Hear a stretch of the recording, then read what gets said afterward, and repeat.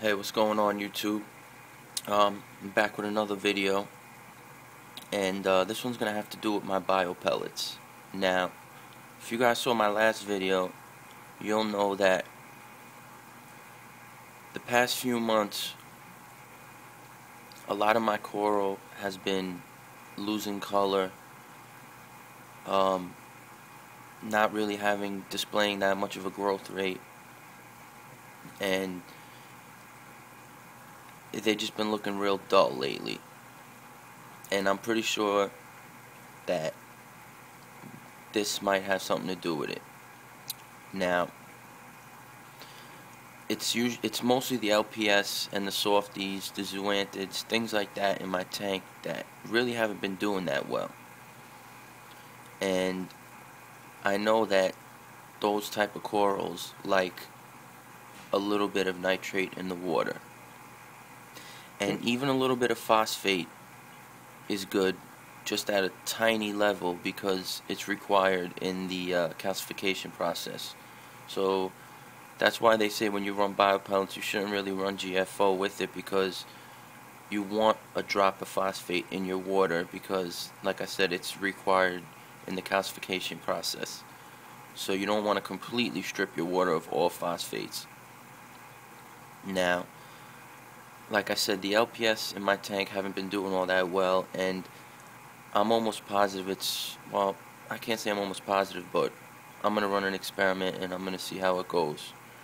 I'm going to try to remove about 2/3 of my biopellets in the reactor, and hopefully it'll give them less surface area with less biopellets in there, and maybe it'll keep a little bit of nitrate in the water. Now I'm aiming to have about 3 ppm nitrates. I don't want it to go anywhere more than that, because as of right now my water is completely stripped of all nitrates. I'm running at 0 ppm nitrates, 0 ppm phosphates, and that may be the underlying cause of why my corals haven't been looking all that well and been bleaching. Now,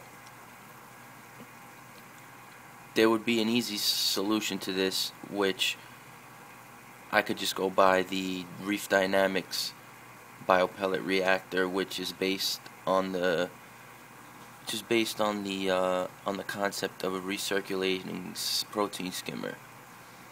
Now, what they've done is they made a biopellet reactor which allows you to have a continuously high tumble rate, as you see what's going on in here right now, but their pellet reactor allows you to have a low flow rate coming out of the reactor. Now, as you can see, I cannot control this flow rate without reducing the tumble in the biopellet reactor. You see now, if I put my hand and stop some of the flow coming out of there, you can tell that my biopellets cease to move in the reactor. They no longer move. Now, with the Reef Dynamic reactor, you can have your biopellets tumbling at a high pace, and you can also have the water coming out at a low pace, because it's two separate controls. Now, I don't have $250 to go buy a Reef Dynamic biopellet reactor. I wish I did, because I would. So I'm gonna run a different experiment. Like I said, I'm gonna take out about 2/3 of these biopellets, and I'm gonna try to give the water passing through the reactor less surface area, less pellets to work with, and hopefully that will increase my nitrates and my phosphates just a tiny bit.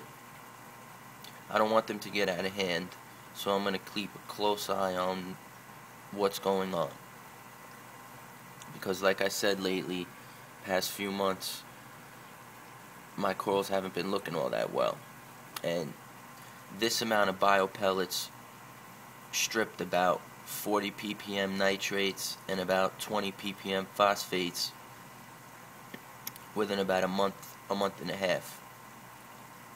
And I've always kept it at the same amount of biopellets. And now that my water is down to 0 ppms, everything, I just think that it's time to remove some of these pellets, and hopefully I could get a little bit of phosphate in my tank to help with the calcification process. Now, I'm going to record a few videos. This will be part 1. I'm going to keep a close eye on what's going on, and I'll let you guys know. But right after this video, I'm going to remove some of these pellets, and I'll make another video in about a week just to see if my corals respond in any type of way, or any type of negative or positive way, and I'll keep you guys updated. But like I said, the Reef Dynamic skimmer that the Reef Dynamic biopellet reactor that I seen in the interview with Jeff Macri from Reef Dynamics kind of gave me this idea, because he made a 2-part video with LA Fish Guy, and in part 1 he really explains a lot about biopellets that I really never even realized. So yeah, the best thing to do would be to go buy one of his reactors, and I could have this high flow, and it's good because once you strip all your nitrates, now you can have the high flow in there, like I said before, and instead of having the water come out so fast, the process rate can slow down a little, because now there's less nitrates and less phosphates to be taken out of your water. So right now I'm processing biopellets at the rate like if I had 40 ppm nitrates, and I have 0 ppm nitrates. So this is the problem that we run into when it comes to these reactors, because you can't control the flow rate through the reactor and coming out of the reactor without messing up the flow rate in the reactor. So you want your biopellets tumbling, but you don't want too much water coming out of the reactor, because it's going to strip your water way too quick. And certain corals don't thrive in that environment. You know what I'm saying? And I know you guys know that a lot of the soft corals and LPSs, and they need some say they need a little bit of a dirty water. You know what I'm saying?